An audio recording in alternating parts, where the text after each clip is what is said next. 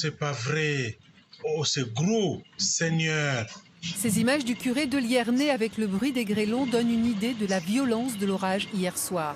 Ce matin, les tuiles cassées, les trous dans les toits et les voitures sans pare-brise en sont un autre témoignage.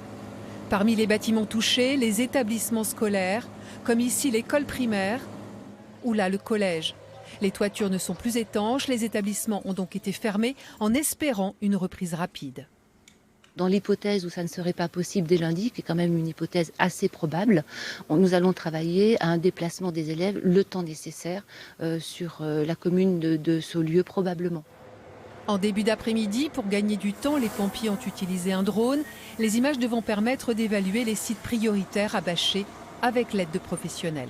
La capacité des sapeurs-pompiers à intervenir sur l'ensemble des toits est dépassée. Donc en fait, nous allons être secondés, si je puis m'exprimer ainsi, par les professionnels de la couverture pour venir en appui parce que au niveau simplement sapeurs-pompiers, nous ne pouvons pas être partout.